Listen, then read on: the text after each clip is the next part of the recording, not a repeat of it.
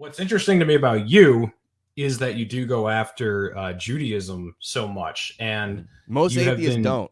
They only no, focus on Islam and none. Christianity, and they play with kid gloves on Judaism. Yeah, for sure, and I know why, because they're scared of being smeared. I'm alive. I shouldn't be. He should not be alive. This is unfucking believable. From the heart of trucker America, my boy Reed Coverdale, host of The Naturalist Capitalist.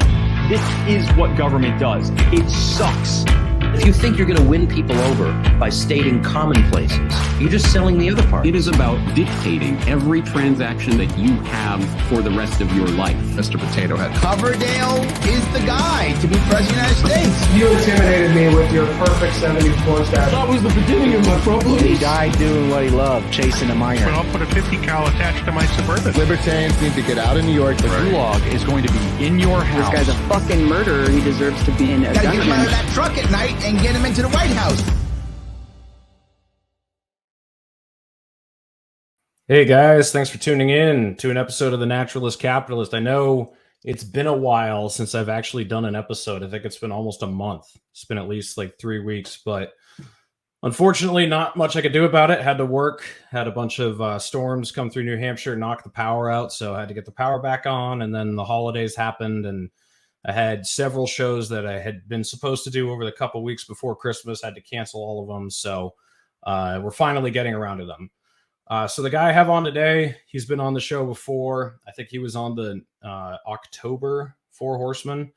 Adam Green from No More News. Ryan put me in touch with him, and I've been following him on Twitter for the last few months. Watched some of his videos. Definitely haven't watched enough. Got to watch more, but I wanted to have him on and talk about some stuff and some heat he's gotten into and just kind of explore his ideology and what he believes. So we got Adam Green from No More News, No with a K. How you doing today, Adam? I'm doing great. Thanks for having me on, Reed. Happy to be back and finally do this. Yeah, absolutely, man. So I guess just for people who don't know anything about you, just give us an intro. Like, when did you start doing the show? Why did you start doing it? Has it evolved since you started it? Or what are you really trying to bring attention to? The dangers of religion and the influence that religion has on the world. I started No More News in 2014, and I was focused on the broad topic of Zionism. But really, in my opinion, when I say Zionism, I don't mean like the state of Israel. I just mean like the belief in Zion. So basically Judaism, Christianity, and even Islam to a degree, the Abrahamic religions, the Judeo paradigm. And it has evolved a little bit with the deeper research that I've done. But basically just pointing out the Abrahamic temple cult. So you were raised as a Christian. At what point did you start questioning everything? Was it a rejection of it? Did you like have a really bad relationship with it growing up, or were you always kind of skeptical? Like, how did that transformation take place? Yeah, I was pretty much always skeptical. I was raised in a Christian family and went to church, was brought to church 3 times minimum a week my whole life until I was about 15 or 16. And I remember even as a kid, my mom reading me like the storybooks from the Bible myths, and I would ask like, oh, did this really happen? Is this real history? Like, is that true? Or stuff like that. And so I always was skeptical of it. I was always pressured to get baptized, and I always wanted to drink the grape juice too, because during church, you know, it's nice to have a little snack with the grape juice and the crackers. Yeah. So I wanted to do that, but I wasn't allowed to. So in order to drink the juice, I had to go up in front of the church, drink in the water in front of everybody. And even as a kid, I could just tell that was like a really bizarre cult initiation ritual. And I was pressured to do it, but never wanted to because I never believed it. They did instill the fear of God in me, which I had to overcome with basically the internet and learning about atheist debates and stuff like that, and get over the fear that I would burn in hell if I just like admitted that, oh, I actually don't believe in this magical sky daddy that's watching everything I do. So Yeah, I never believed it. What about you? Were you raised religious? Yeah, no, I was raised in an evangelical religious family, very right wing, very conservative. Although my parents did oppose the Iraq War, which kind of was weird for that group. All the institutions that I went to, the church, if I went to like Bible club or the summer camp, like all those types of institutions were very intertwined with the political right wing, which, as you know, is intertwined with the Israeli lobby and all that bullshit. So there was like a very pro-Zionist, pro-Christianity background that I came up with. And then when I was in, I think it was like middle school, I think it was like, 15 or something, 15 or 16, somewhere around there. I really started taking issue with the fact that the evangelical Baptist Protestant church was the only version that got it right. And all those Catholics are going to hell, and all the Presbyterians are going to hell, and all the, whatever other faction that basically believes like 98% of the same stuff, they're all damned. We got the exact right one. And then I started noticing that Islam was the same way. You have the Sunnis, and you have like all these different political factions, all these different religious factions. And if you don't have it the exact right way, then you missed. And so once I got into high school, I kind of started, becoming less serious about it. I was actually the worship leader at church. I was playing keyboard and leading us in songs and everything, but they had me do that too. I had to go up and sing the songs also. Oh yeah. We probably know lots of the same ones. How old are you? Late 30s.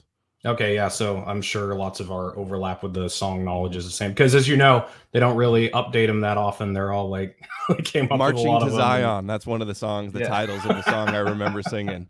Marching to Zion, and that's what they're doing for sure. That's interesting that you say that. A lot of people say the same thing, that they realized that the religion wasn't true once they got a little older and realized that there's so many other religions. And it is hypocritical to think like, oh, the one that I happen to be raised in is the right one, and everybody else thinks the same thing. That does help wake a lot of people up for sure.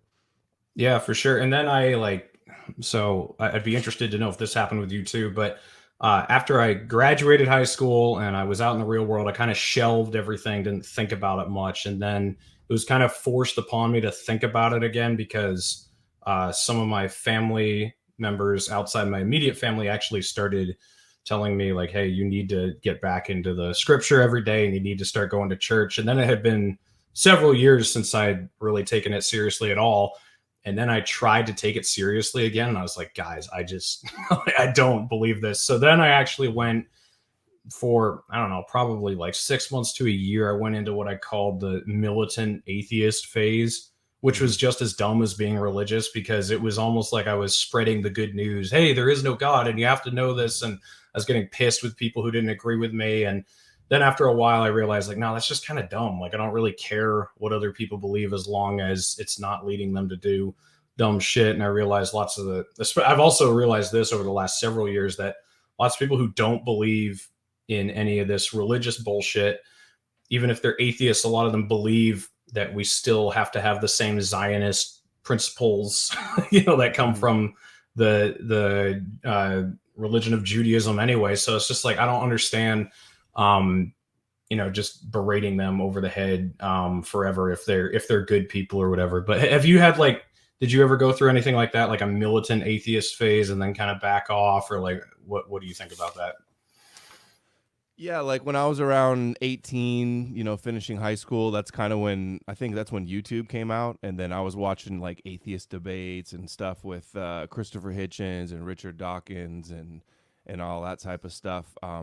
I wouldn't say I was militant, but I just wanted to inform myself, because I was like deprogramming myself from the childhood of indoctrination, really, of religion. And that's the other thing that I could never believe. It's like, okay, Genesis 1:1, and God made the light, and he made the earth. And I was like, who was around to write all that? How do they know that's how it went down? Like, that doesn't seem like a very good explanation. And even as a kid growing up, the whole God sent his son to be sacrificed to save you from Adam and Eve. Like, I guess I just wasn't gullible enough to swallow that one, because it is pure nonsense. Yeah. So I started watching a lot of YouTube atheist debates with Christopher Hitchens and Richard Dawkins, and I really didn't like Richard Dawkins because he just came off as so hateful to me. Like I almost felt like he was. It was almost like he did believe in God, and he was just angry about it, and was just trying to. When somebody has like some sort of insecurity, they're always trying to overcompensate for it, and I always felt that way about him, and it just was really off-putting to me. And then at the time, I found someone who I thought was really reasonable, which was Sam Harris, and we'll dig into that in a little bit. But he seemed much more measured, and like he wasn't really hateful or spiteful about any of it. He was just disagreeing and trying to take logical arguments. But that like Richard Dawkins style atheism was a big turnoff to me. Do you agree with any of that? Do you feel like there's a lot of atheists who are just like needlessly spiteful and angry about it? I never thought he was that mean. He was just more like, I mean, I can understand getting frustrated with Christians. I get really frustrated with Christians, especially the so-called anti-Zionist Christians, which I think is a term that we shouldn't use, because all Christians are inherently Zionists because they believe in the prophecies of Zion. They believe the Old Testament is the Word of God, and God dwells in Zion in the Old Testament. So, but they'll attack me and say that I'm a secret Jew and I'm trying to turn them away from Jesus, and they say you're in the synagogue of Satan, you're a you're a devil worshiper, the type of stuff that they say to cope with the fact that I'm telling them that they've been deceived by this Abrahamic religion. Gotcha. So, I guess I'll bring up Sam Harris since I already talked about him, but I have a clip that I'm going to show here. I wanted to ask you one thing about go ahead. You're evangelical. Did they teach the rapture? Did you grow up believing the rapture? Yeah. And I mean, we'd have debates in church about pre-trib, mid-trib, post-trib, like when the rapture is going to happen, if it was after the tribulation, before, or during. Really weird stuff, actually, about like some people were like yearning for that punishment and wanted to stay through the tribulation and then go afterward. And I don't know, I thought it was all very strange that people would like look forward to that too, like it's like a death cult. Yeah, it is very weird, at least in the church I grew up in. Yeah. I asked because that's I turned on Twitter, opened up Twitter this morning, and Rapture was trending. And I think it's because they have a new Left Behind movie that's coming out this month. Did you see any of those? Yeah, that's Kirk Cameron, I believe, right? Yeah. In those, yeah. Tim LaHaye is the author behind those. And he's the guy that founded the right-wing Christian group, the Council for National Policy, that is kind of in the shadows but has a lot of influence in the right wing and Republicans. But they have a new Left Behind starring Kevin Sorbo, Rise of the Antichrist. So that should be a interesting one. Yeah. It is funny. Like sometimes I try to weaponize the beliefs people have in a political way, which is what that's what a lot of people do with religious beliefs. But I remember there was this guy trying to evangelize to me a few months ago, and he was talking about Gog and Magog rising up, and he believed it was the United Nations. And I was like, whoa, okay, well, hey, look, I'm not a religious person, but if you want to believe that the United Nations is Gog and Magog, then, that's all right with me, as long as like you have this like negative view of who these, that's the plot of Left Behind. There was a European at the United Nations. A lot of rabbis and Christian Zionists like Hagee and others. Tim LaHaye, they consider Russia to be Gog and Magog. Yeah, exactly. In Russia, like Putin. I've got Hagee's book here, Earth's Last Empire, which is America. Their religion is all about America has to be destroyed at the end times. The church has to fall.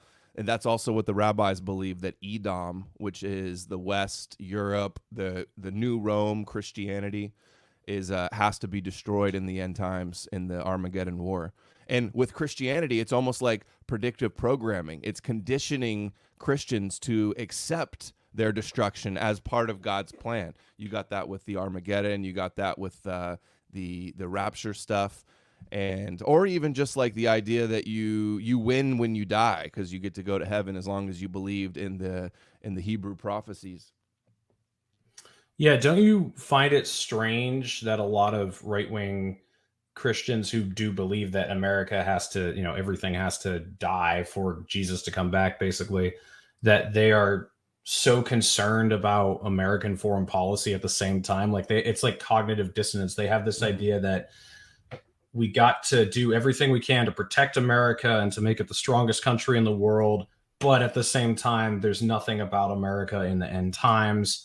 And ultimately, it all has to go away. I always thought that was a weird contradiction taking place. Yeah, it's like they want us to be the big evil empire, like the new Babylon that needs to be destroyed in the end. And it's like weaponizing religion for political reasons. I think that's why Christianity and Islam were created, because if you can like all the prophecies of the Old Testament, a pervasive theme all throughout is that the one true God, the monotheistic God, Yahweh, the jealous, genocidal God, he wants to just stamp out all idol worship and to bring all of the nations to worship him and believe in him and his chosen people. So they accomplish that through Christianity, and the fear of hell through Christianity. And talk about weaponizing religion. If you can convince all of the rest of the world that your book is the one holy book and your God is the only God and that he chose you, that's the most powerful thing in the world. And now they do polls, like I think it's 4 in 10 of Americans believe that we're in the end times right now. They do polls where Christians believe that God gave Israel to the Jews more than even Jews in America believe. Tons of Americans believe that the verse in Genesis, you're cursed if you curse them and blessed if you bless them. Like convincing a small tribe that thinks they're chosen by God, that convinces half of the rest of the world with a religion that dominates the last 2,000 years, convincing them that you're chosen by God, you're God's chosen people, and you're the only ones that are prophets that can speak for this God. That's the most powerful weaponization of religion imaginable. And the Bible teaches total control and one world government, and to have a one world government you need a one world religion. Everybody has to have the same spirituality. And if you look at the 3 Abrahamic faiths, like some people think like, oh, they're different religions, but they all believe in the Hebrew patriarchs. They all worship the God of Abraham that's obsessed with human sacrifices and cutting off foreskins. And so they're preparing the world for this one world religion through these religions for the nations. Yeah, I've always wondered if the people who push a lot of these ideologies, if they are actually sincere believers. It's almost like they just realize that it's an easy ploy to brainwash millions of people into fearing something you're talking about. Do you ever wonder that if they actually are true believers themselves? Yeah. I go, that guy seems smart. How could he really believe these things? How can he, how can they just be so smart in some ways, but then believe this total nonsense and justify and rationalize all these absurd miracles and all these other things? So, yeah, I do wonder. It's like, let me on the secret. Do you even really believe this? Or is it just because it's so ubiquitous in our culture? It's so ingrained. It's like people are normalized to the whole idea. And it does seem like it's a grift for a lot of people. Like early on in my channel, I had a lot more Christians watching me, and I could have gone down a different path and tried to collect their tithes and told them what they wanted to hear and, walked on eggshells and bit my tongue and pulled punches so that I didn't offend and I didn't lose any support. And I think a lot of people do that. They see the support from Christians. They're very sheep-like. They say that they're proud sheep following the Messiah shepherd. So it's a good grift for a lot of people. A lot of money has been made through religion, con artists and prosperity gospels and all these things. The power, the institution of the Vatican, and it's all a big racket. Yeah, I think everyone who watches me isn't confused about where I stand on religion. However, there's with everything that's going on nowadays, sometimes I feel like arguing over religion isn't the most important thing, at least for what I'm looking for. Maybe for what you're trying to uncover it is. But for me, like, I would rather ally with Christians and whoever who's against, sending $100 billion to Ukraine. That type of stuff comes to the forefront for me. But I do agree that a lot of people are afraid to speak out about what they do believe, because I feel like there is still this myth that atheism or lack of religion is super popular. I don't really buy that. I mean, even amongst liberals, it's not really that prominent of an ideology. I mean, if you try to run for Congress as an outspoken atheist, I think that would do more. The only thing that could be like more damaging is if you run as a Nazi or an anti-Semite or something. Like if you run as a staunch atheist, that's a real turnoff for a lot of people still. And what does atheist mean in our culture? It means you don't believe in the God of Abraham. You don't believe in the God of Israel, because there's no other religions that are serious with like worshiping other gods or sincerely believing in other gods. So really it's like you are on the outs. For a long time, they even had laws where you had to be a Christian to be in politics.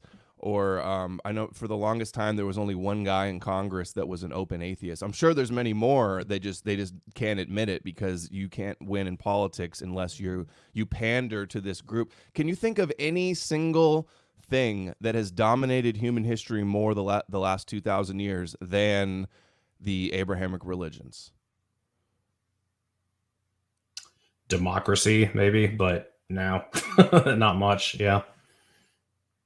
I mean, that's an interesting question. What do you think about like secular religions? They're not really, I mean, a lot of people would not call them religions, but when you see people reacting in such a visceral way to the January 6th riot, like it was an attack on a religious building that has religious importance, or you see people questioning the science surrounding COVID like it's a religion. Where do you think that comes from? Is that just because this way of thinking is so ingrained into our brains at this point? Or why do a lot of people who leave, traditional religion behind end up embracing some sort of secular ideology that's just as, dominant in their lives? I've noticed this. There's a lot of former fundamentalist Christians that leave Christianity and then they swing to the opposite extreme and they join like the leftist cult. And they do, I mean, I guess people are just, instinctually kind of tribal. So, and everybody suffers from cognitive biases and confirmation bias and stuff, and likes to, is controlled with the herd mentality. So I definitely see that a lot. I've got huge issues with the atheist YouTubers, with them refusing to criticize Judaism, for one. A lot of former Christians that become atheists, they're still influenced by the idea. They have guilt, like, oh, I was a Christian and Christians have always persecuted and hated the Jews for killing Jesus or for being cursed by God and worshiping, being the synagogue of Satan. So they feel really bad. And I see that as a dialectical trap, basically. And they set up a religion to scapegoat us, and Christianity is basically the original controlled opposition, because it's set up a religion that's like antithetical to Judaism, but it's also worshiping the same God. So it seems like there's this light and dark dichotomy between Judaism and Christianity. But at the end of the day, they're worshiping the same God. They're arguing about who the Messiah is, who the Hebrew Messiah is. That's just two Hebrew sects that have a minor disagreement. So I see them as basically one and the same. They've got far more in common that they disagree with. Yeah, I have a complete lack of interest in most atheist YouTubers, like the ones that I used to watch like 7 or 8 years ago when I first when I was like 22. I think it was when I was 20. Yeah, when I was like 22 is when I finally admitted I didn't believe in any of this stuff, and I was watching a lot of their YouTube channels trying to, kind of strengthen my own thoughts or whatever. But there's nothing interesting about them anymore. What's interesting to me about you is that you do go after Judaism so much, and most atheists don't. They only focus on Islam and Christianity, and they play with kid gloves on Judaism. Yeah, for sure. And I know why, because they're scared of being smeared like you have been. I mean, I haven't seen everything you've ever said or written, but from what I have seen, like everything you talk about is a criticism of a religious doctrine, and then how that gets politically infused into our culture, and how you're not allowed to talk about it. I think that's crazy. And the reason I titled the show the way I did, Zionism, the mother lode of bad ideas, that is what Sam Harris called Islam. He called it the mother lode of bad ideas. And there was this crazy viral clip. I'm going to play it right here. I'm sure a lot of people have already seen it, but this is from, I think, 2015, where Sam gets smeared as being a racist against Arabs because of his views on Islam. So I'm just going to play it, and then I've got a few comments afterward. Let's see. Here we go. Well, I mean, the crucial point of confusion is that we have been sold this meme of Islamophobia, where every criticism of the doctrine of Islam gets conflated with bigotry toward Muslims as people. Right. And that is it's intellectually ridiculous. Even it gets so hold on. Are you the person who understands the officially codified doctrine of Islam? You're the interpreter of that, so you can say, "Well, this is." I'm actually well educated on this topic. I'm asking you. So you're saying if I criticize you're saying that Islamophobia is not a real thing. That if you're critical of something, well, it's not a real thing when we do it. Right. Well, no, it really isn't. I'm not denying that certain people are bigoted against Muslims as people. And that's a problem. Big of you. But why are you so hostile about this? It's gross. It's racist. It's not. But it's so nuts. It's like saying those statements, shifty Jew. You're not listening to what we are saying. You guys are saying if you want to be liberals, believe in liberal principles like freedom of speech, like we are endowed by our forefathers with an inalienable rights, like all men are created equal. Ben, we have to be able to criticize bad ideas. And of course we do. No liberal doesn't want to criticize bad ideas. But Islam at this moment is the mother lode of bad ideas. Jesus. So we have. That's just a fact. Where did they get their ideas from? Islam didn't start till like 600, 700 CE. It's completely predicated and based upon Christianity and Judaism that came before it. Right. So if you're going to say Islam is the motherlode of bad ideas, I think you should just start at the source where they got it all from. The Abrahamic, the Torah is the motherlode of all bad ideas. And no, it's not anti-Jewish to be anti-Torah. That's the way they try to make it, though. They try to conflate that it's a religion and a people. And they say that they literally believe that anybody that opposes Judaism or the Torah or their God is called Amalek. They have a special biblical term for them where that's like the epitome of all evil. So you're evil if you oppose their evil. That's the paradigm that they have set up, where they're always the light and anybody that opposes them is the darkness. You hear this a lot all the time, the light and dark Kabbalistic, dualistic concept.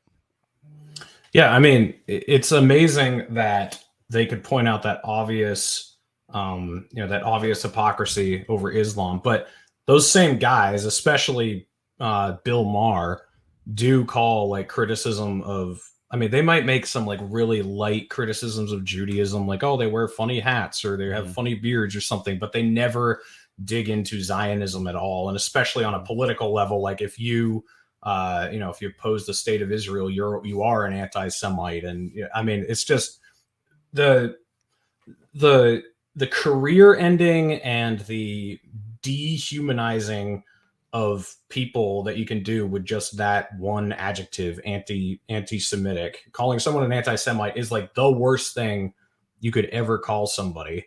I mean, it's the most effective at destroying their life, taking away their finances, making it so they can't ever say anything ever again without, being tainted by your accusations of them.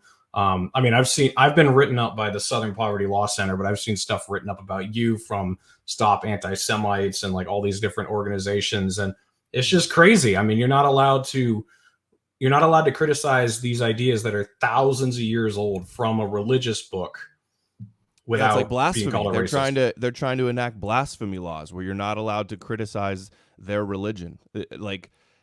And this is something that Christians also promote. Christians defend this idea that like, oh, it's their faith, so it can't be mocked. And it's actually Christians that spread the Torah around the world and that impose the Torah Messiah on the rest of the world.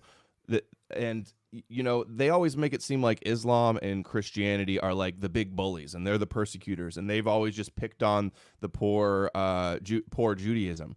But Judaism actually views Christianity and Islam as part of God's plan to spiritually theologically conquer the nations. This was their goal laid out all over the Old Testament, and they accomplished it through these true religions, and now they brag about it. But they still, and even secular people, secular atheists, they still are instilled with this idea that, oh, they're the victims, and they've always been the. It's like a way to make us the villains and them the eternal martyrs, which also plays into their religion. It all goes back to the twins, the story of the patriarchs, Jacob and Esau. They believe Jacob is Judaism and Esau is Edom, is Christianity. So they say it's a law of nature that Esau hates Jacob and Esau wants to destroy Jacob. So it's all, they created this religion playing into their whole narratives here. Oh, and so by the way, go ahead. No, go ahead. Okay. You ask your point. Yeah. All right. I mean, I was going to move to a new subject, sort of. So well, if you want, let if me you comment have on Sam Harris too. I have a quote from Sam Harris's blog that he did about Israel, and here it goes. It goes, quote, "Parts of Hebrew Bible books like Leviticus and Exodus and Deuteronomy are the most repellent, the most sickening, unethical documents to be found in any religion. They're worse than the Quran. They're worse than any part of the New Testament." So at least he did admit that there, and it's true. Yeah. And the ADL, sure. I put up memes with that quote and one from Christopher Hitchens where he calls Judaism savage, wicked, and evil. And I have the video of him saying it. He's part Jewish, one of the most famous atheists to ever live. I quoted this with a meme, and the ADL got all mad about it and tried to flag it down and say that this violates Twitter's rules. And then they complained about it when they were trying to organize a boycott on Elon Musk. And it's like, okay, I didn't say Jewish people are evil. I would never condemn a whole race of people. That's immoral to do. But that's what they do. They're the ones that came up with the idea of the the in group and the out group, and vilify, they're chosen, we're not, they're holy, we're not, these type of things. And then they want to play the victim, and they've been able to play the victim through Christianity, through the red herring and the discrediting things of Christians. Their big issue with them is that, oh, they rejected their Messiah. That's as if that's the problem. That's not what the problem is. The problem is the Torah, but the Christians are Torah apologists and defenders, and are spreading it all around the world and turning a blind eye to the horrendous things in it. So you believe that the Apostle Paul was a real person who helped propagate the made-up myth of the scriptures, correct? Right. Okay, so I have a book. Paul was not a Christian, and the idea was that Paul was a Pharisee. He was learned in the oral law. He claims to be trained since a child from the top Sanhedrin leader rabbi in Jerusalem, Gamaliel. And his idea was, he believed it was the end times were coming. He had to, and he wrote half of the New Testament, but really, half of the New Testament is attributed to him, but really only half of that, about 7 letters, scholars agree that he actually wrote. But he never even claimed to have met Jesus before. He had this story about his road to Damascus. He saw Jesus in a vision, but he didn't even write about that in any of his letters. That didn't come till decades later, after he died in Acts. But so basically, he says outright that he had visions of Jesus, that he saw him in the scriptures, mysteries in the scriptures. So there was basically Jewish sects back then that were doing Bible codes. They were reading the Torah, they were reading all these Old Testament books, and they were like connecting different verses and coming up with like new myths. It's called midrash or pesher logic, to come up with new concepts and new mysteries revealed with the scriptures. So basically, they created Christianity, Paul's gospel and the 4 gospels, from reading the Old Testament, seeing different prophecies, verses of prophecy, verses completely out of context that weren't even about the Messiah, and they put them together and came up with a new myth. And then he was the apostle to the Gentiles, so he targeted the Gentiles with this myth.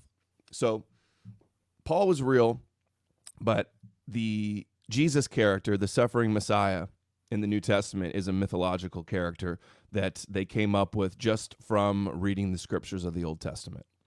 So Matthew, Mark, Luke, and John, were they real people who just came up with this idea of Jesus? How do you look at that? No, the names Matthew, Mark, Luke, and John weren't even attributed in the books until around 180 CE with Irenaeus. And the Gospels were written. We don't know who wrote them. We don't know when exactly they wrote them. They didn't say. These are not like scholarly biographies. They're Gospels. They're religious propaganda meant with the intention to just find converts, get Gentile converts. And Mark was the first gospel written after 70 AD, after the temple was destroyed. So this is 40-something years after Jesus supposedly died. And then Matthew copied most of Mark, and then Luke copied the Gospel of Luke, not a guy named Luke, copied Mark and Matthew. And then John is like completely different, probably came from a different sect later, even later than those. So I guess that answers the question. Yeah, not written by those people, not historically accurate. It wasn't even meant to be. It was meant to be like almost Kabbalistic, like symbolism and metaphor and esoteric secrets. Christianity is basically just a blend of Hellenism and Judaism, like what Philo of Alexandria was doing with his Logos idea. And it was meant all along to be target the Gentile world with this new religion. That's why it was written in Greek. That's why Paul, the earliest of any of the New Testament, is Paul. And he was focused on targeting the Gentiles, getting them to believe in the God of Israel and to abandon their idol worship. That was the goal all along. If you can convince all the nations of the world that you're chosen by God and your God's the only true God, that is essentially theologically, spiritually conquering the rest of the world. And that's, if you control them religiously, you control them completely. You control their whole minds. So, and look at what we have today. Look at what we have today. Now, Christians are the greatest allies of Zionism. The reason Israel does what there does, and even there's a state of Israel, is because of Christians around the world. First, with their persecution, justified the need for their own state, and their sick, sadomasochistic prophecies that they have to suffer and atone and be redeemed, and then they can return to the land. And then also just all the funding and all the support. We're the greatest allies, our shared Judeo-Christian values. They wouldn't be able to do any of this if it were not for Christianity. There would be no Zionism, Christian Zionism, without Christianity to begin with. So how much of the scriptures do you think is true, especially toward the Old Testament? Is it all mythology? I mean, I know like one example, I think it was the Hittites. There was no outside proof of the Hittites being a real group of people that ever existed other than the Bible. And then I forget when they were discovered, but they were discovered at some point and confirmed that they were real. And the Bible had been initially the only source. At least that's my understanding of it. So is there any historical accuracy outside of the fables of events that took place or anything like that? Or do you think it's all just a bunch of bullshit? I think most of it's mythological. There certainly could be some kernels of truth that was just greatly embellished or exaggerated or just completely made up. But the big things like, Abraham talking with God and him having his 90-year-old wife get pregnant and doing a covenant with him where Abraham had to cut up the animals and God carried the torch through and the binding of Isaac. No, that's all purely mythological, did not happen. Same with Moses and the Exodus, that's mythological, didn't happen. Noah's Ark, again, mythological, didn't happen. They probably got that flood story from previous religions. That the whole idea of the God of Yahweh comes from the Canaanite god El and Baal, a blend of that. And people know these things, but Christians and the Abrahamic adherents are just in denial about all this. So I definitely agree with you on the correlation, between the Torah and the Bible and how Christians are so protective of Judaism. I totally agree with you on all that. However, do you think with the new covenant of Christianity, with the idea that I think it's Galatians 3, where there is no Jew nor Gentile, we are all one in Christ Jesus.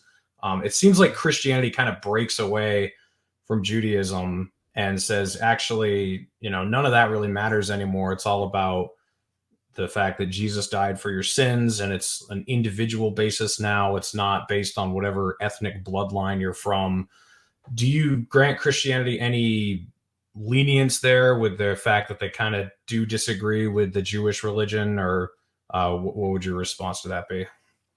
On the surface, it seems like an improvement on Judaism, because it's not like, the chosen people are going to be saved and everybody else is going to be destroyed. But Paul, scholars believe that Paul didn't really consider himself to be creating a new religion. And he even didn't even really want everybody to believe in Jesus. The prophecies called for, and Paul believed that the Jews would be blinded and their hearts would be hardened to Jesus, and that it wouldn't be until all the Gentiles believed that then Israel would be saved. So there was still the difference. Like he was saying, that you don't need to be circumcised to follow Jesus, but that was for the Gentiles. He was speaking to a Gentile audience, saying they didn't need to be circumcised because that's the covenant only with the chosen people. So it is an improvement on that, but there still was the difference of that there would be the Jews that were non-believing in Jesus until the end. He believed they would believe in the end, and I think that could be what the plan is that this is like a script to a movie. Like this is the scripture is a script, and it's like a 3-act play. And there's the Messiah comes, they don't recognize him, they kill him. It's symbolic as the Yom Kippur scapegoat ritual sacrifice. Jesus is the goat, and they mock him, they scourge him, they spit on him, they reject him, and then he goes to the nations and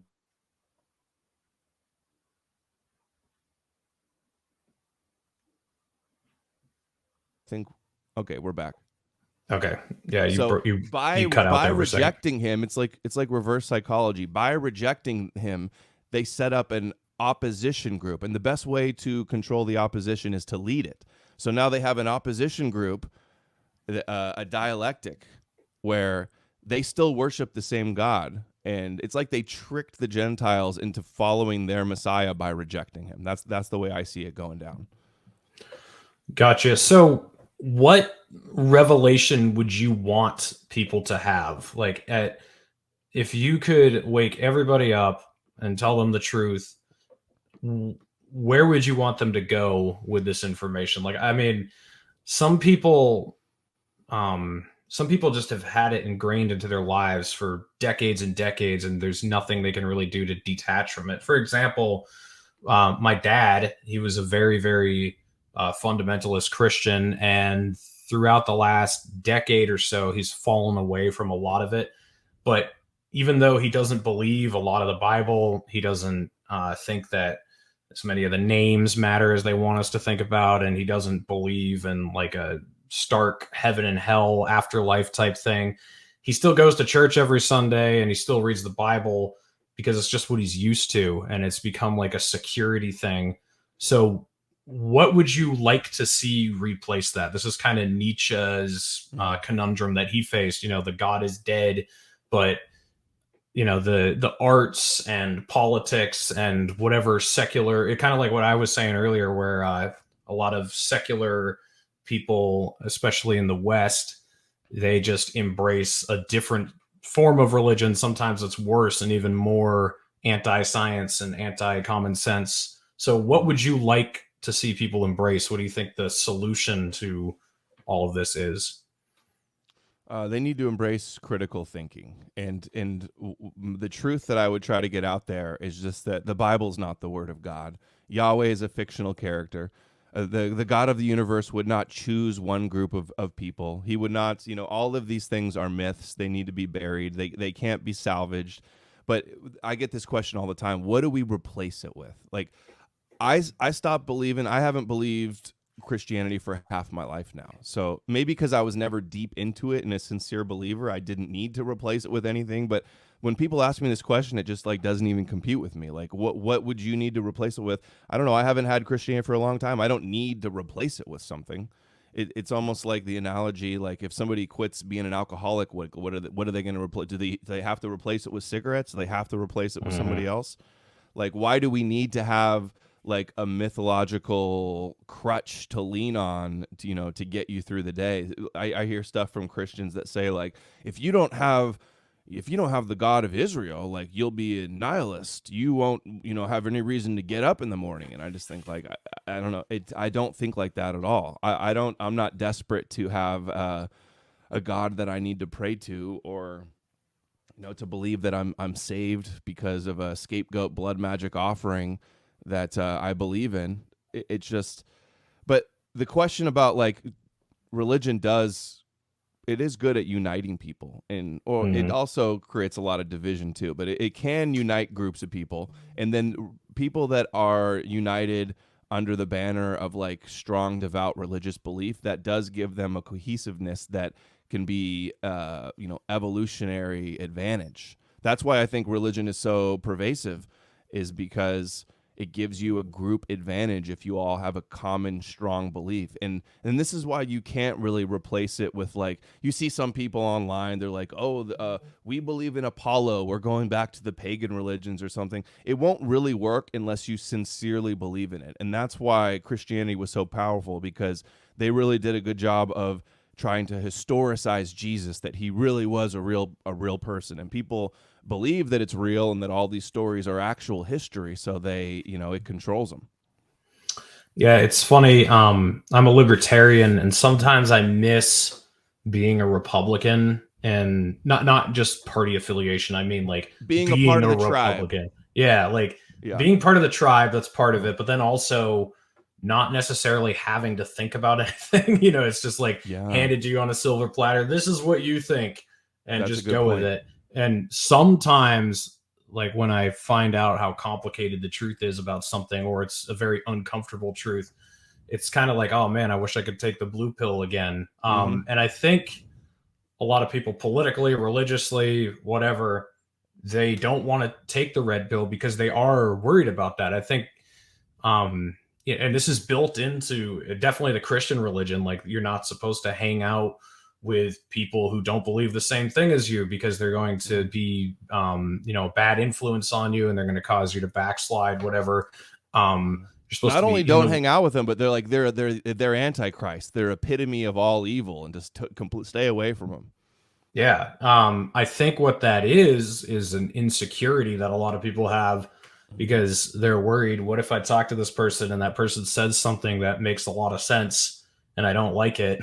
So that's why you have people building up all these walls. It's not that they believe so firmly in what they're told to believe. It's actually that they're really scared that, this might not make a lot of sense, but it's very comfortable. And if I don't have to think about any of this, that is honestly just going to be easier. So I will demonize anyone who disagrees with me. I will build this wall up. I won't have that conversation. Seems to me that's kind of where it all stems from. Is just a self realization of no solid foundation for what you actually believe. Yeah, they've done studies on this, like the way the brain works. Like, it wants to think as little as possible, so it's easy to, like, trust authority figures. And so this makes humans, like, naturally, like, followers. Most humans just want to follow the authority and get in line with the group, the herd. That's why I said teaching critical thinking, so people can think for themselves and not just be controlled by the institution, by the authority. But that's why critical thinking needs to be taught, because people have the tendency to do that. Yeah, you know what's interesting to me is some of the people that I have the most admiration for in, like Ron Paul is one of the people I have the most admiration for politically. He's a Christian, so I would fundamentally disagree with him on a philosophical front when it comes to religion, but politically, I think he's one of the greatest thinkers we've ever had. I know, like, people that I've worked for before who are very smart, very good with business, very intelligent. They believe in Noah's Ark, and they believe so. On one level, when it comes to like political forces, like our alliance with Israel or something, I do really think it is a big issue if people think we need to support a country in order to bring Jesus back or something like that. Then it is a big deal. But in a lot of arenas, I feel like it sort of doesn't matter, outside of where they're actually making policy changes based on whatever crazy ideas they have. In other words, they can have a terrifyingly, to me, ridiculous thought on one level, but then on another level, they could be much smarter than I am, very logical, live their lives in a very logical way. Have you noticed that too? Do you think that's true, or do you think it's pervasive and it kind of infects everything? I think religion is upstream from politics. So people's behaviors and attitudes are shaped by their religious worldview. So I think it has a huge impact on politics. And, if is, I think it's about 9 in 10 in Congress are Christian, identify as Christian. So that means they all worship the God of Israel, the foreign God that's is jealous of any competition, and he that loves foreskin and burnt offerings. They believe that is the Holy Land. They believe that group is God's chosen special people, the apple of his eye, his treasured possession that's above all the other nations. If they believe that, they are spiritually conquered, and we are going to see that play out in all of the politics, and we have seen it. America has been Israel's greatest defender. Look at how at the UN, every time they vote that there's illegal settlements and it's an occupation and what they're doing to Palestine, America's right there to veto the vote. And why are they doing that? More so than any reason, I think you can attribute that we're Christians and we consider that God's chosen people. Yeah, I mean, I do think that plays a very substantial role. I remember growing up in church. This was actually one of my first moments of disagreement that I remember. One of the other kids was saying, we need to support Israel at all costs or God is going to turn his back on us.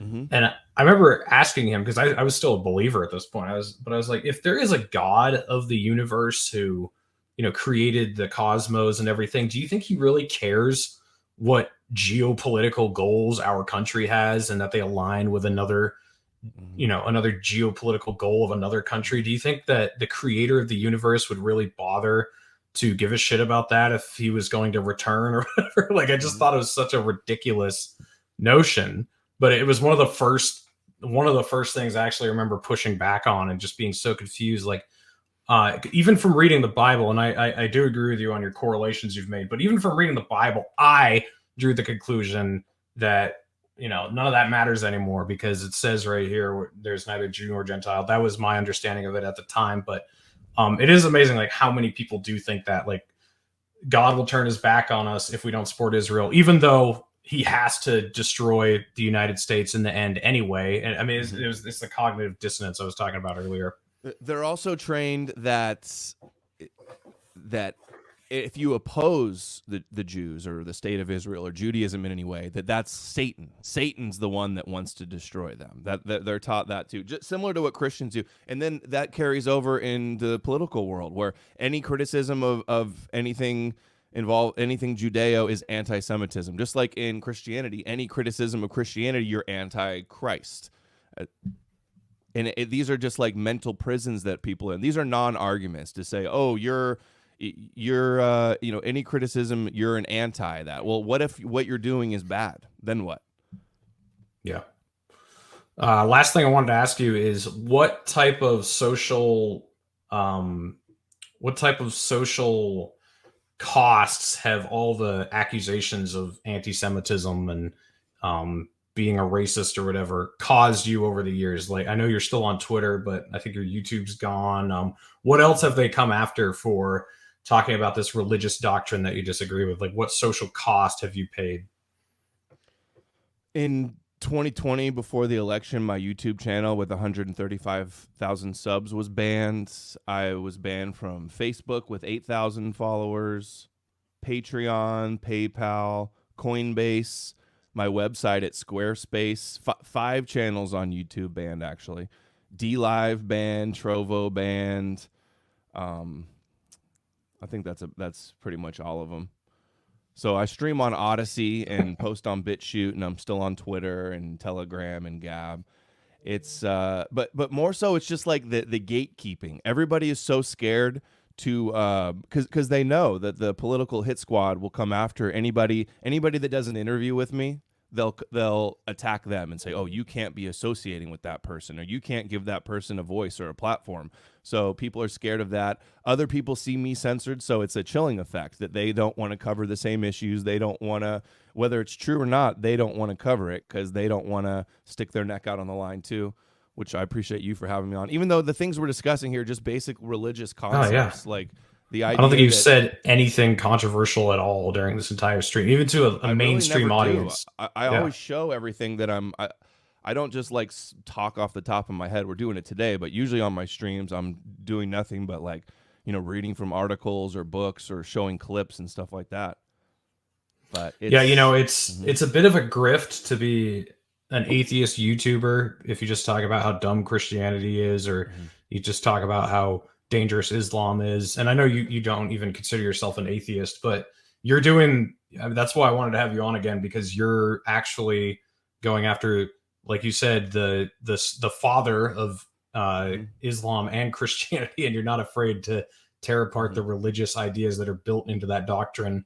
And I had never heard it described the way you just put it, but it's true that it's it's like anti-blasphemy laws basically that are just institutionalized in the West. You're not allowed to criticize these ideas. You can pretend there's like I've always said, Ryan Dawson has kind of shown me this, that there's like an approved counter narrative and then an official narrative that you have to follow. You have to follow one of those two things. So there are things they let you criticize, and they kind of let you pretend that you're really brave to talk about it. So Islam is one of those things. They pretend that it's really edgy to talk about Islam and the bad ideas in Islam, or they pretend it's really edgy to say transgender men shouldn't be on the women's swim team or whatever. Like, those are things you're allowed to talk about while you look like you're being a real hero going against the grain. But there are certain things.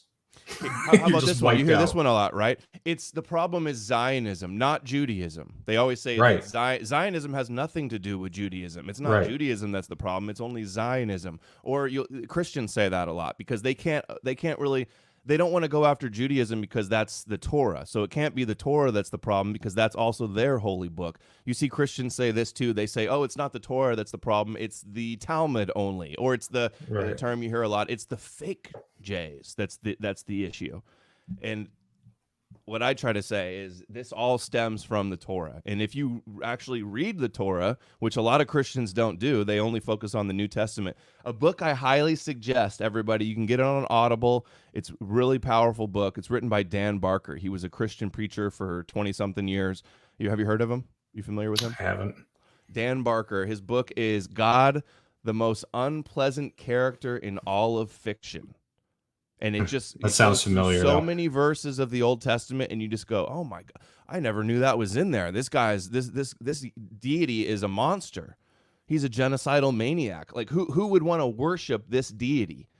And I think that'll be a big wake up call for a lot of people. Yeah, for sure. Well, I appreciate your work, man. Keep it up. Where can people support you that you're not banned off of to help you continue putting out content? The two best places to follow me are Twitter and Odyssey. Odyssey set up their own like Patreon even now too, just recently. So you can support monthly there, and that's where I stream and the videos are uploaded. And if anybody's interested in this and they want to see more, I did a video. I'll create a playlist of the best videos for you guys to watch, but there's a video I did a couple months ago called The Jesus Deception Revealed, and this is where I show these verses of the Old Testament, the verses they took from the Old Testament as source material to create the new Jesus myth, and then how that benefits them. So that's a great video to check out if anybody wants to see more. Gotcha. Well, thanks for coming on, man. I'm sure we'll talk again soon. Everyone go check them out. So you said your website doesn't work anymore. Is that true? Is that what you were saying? NoMoreNews.org. It does work, but I was banned from my other website a while ago, and it's the new one. I've just been focusing on videos and not even updating the website because it doesn't work very well. I need to get a WordPress or whatever. Gotcha. So it still works, but it's just like a landing page where you can click on other links. All right, sweet. We'll go support him on Odyssey. Follow him on Twitter. You won't be disappointed. Thanks for coming on the show, Adam. We'll do it again. Thank you, Reed. Enjoyed it.